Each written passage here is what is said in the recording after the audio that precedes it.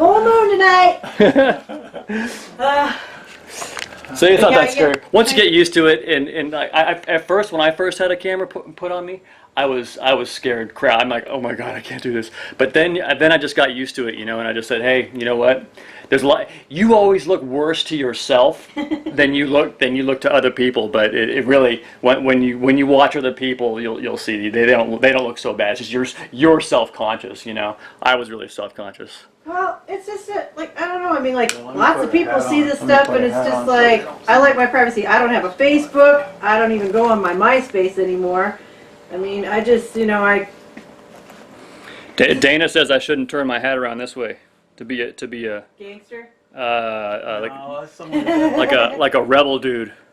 I think that's goofy looking. So anyway, here's my pal Dana, and we're fellow Christians here, and I've known Dana for a while. I met him when I moved into this condo, and so he's this guy is really dedicated. I mean, he goes out knocking on people's doors, telling them about the gospel every Tuesday, and so he's the man, and he's helped me a lot, by the way, folks, and he really has a good Christian conversation.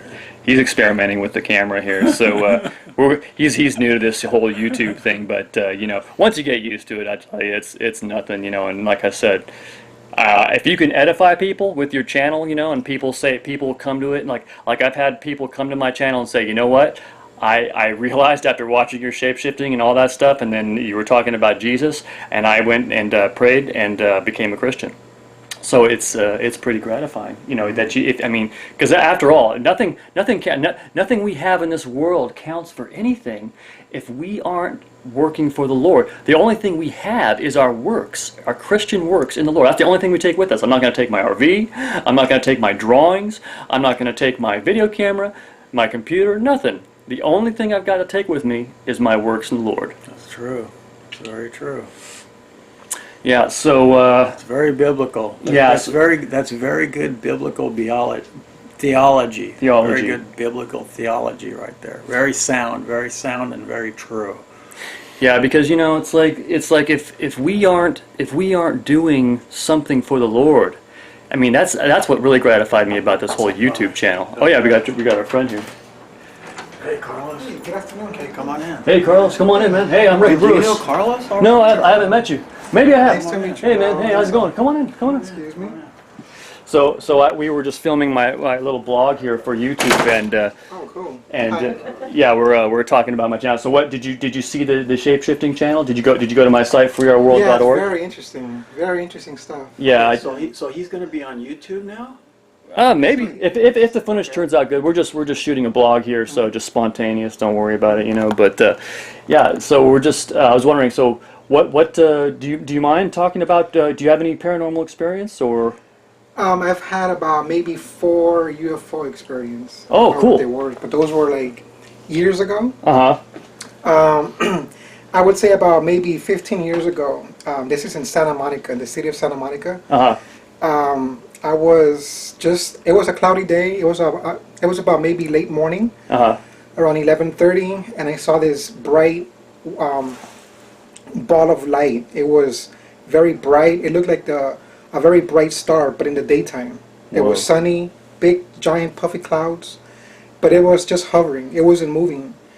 And I was at a Vons in Santa Monica on Worship Boulevard. There's a Vons supermarket. There was a whole bunch of people coming out of the supermarket, and everybody saw the same thing. Everybody stopped and looked up, and about maybe 15 minutes, they saw this bright ball of light just hovering. It wasn't moving. You can see the big, giant, puffy clouds moving across the sky. Wow. But this ball of light was just hovering, and you can't see no details.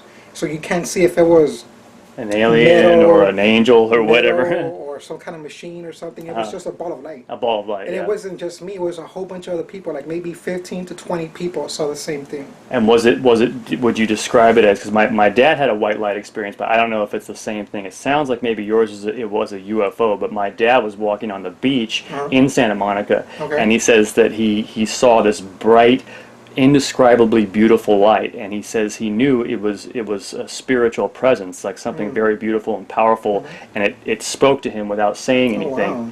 Yeah, and he said in that moment he revealed everything that he wasn't able to keep the knowledge with him obviously, but he says in that moment it's like it showed him everything, and even asked him if he wanted to leave the earth at that time, like leave his body and die. And my dad said, no, I have to stay here. And what was this, a ball of light? A ball of light? He doesn't describe it as a ball, as your friend here says, but he said he was just walking along the beach in Santa Monica early in the morning, and just all of a sudden this indescribably bright light. And I've met 2 other people who have had the bright light experience. You know what that is? That's the Holy Spirit. Yeah, that's what I think the Holy Spirit. Yeah, that's that happened to me. That happened to me. Did it? Yeah. Really? Yeah. To, are you ready? Go ahead. Okay.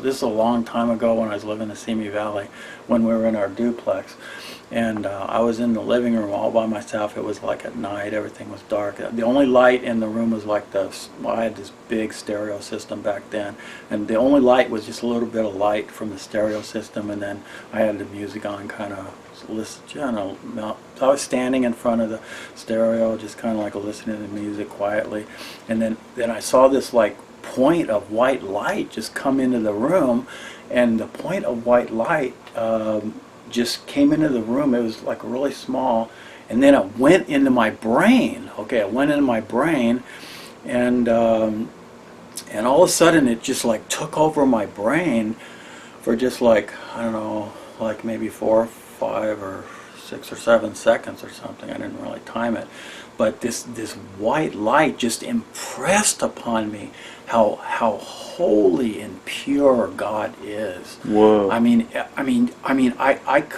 was like in a state of shock while this white light was in my brain, and it was just like impressing upon my soul. Oh, God is so pure, so holy. He's so pure, so holy, so unblemished, so pure, so holy. Okay, and then like after the white light left, I mean, my heart was just like racing, and I'm just standing there going like, whoa, man, like what just happened? And then all of a sudden I just went back to just normal life.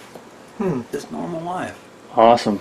Yeah, like when I tell my Christian friends about this, I tell them, hey, it was just the Holy Spirit, like trying to, because I do a lot of sins in my life and everything, and so I mean it was probably just the Holy Spirit trying to impress me.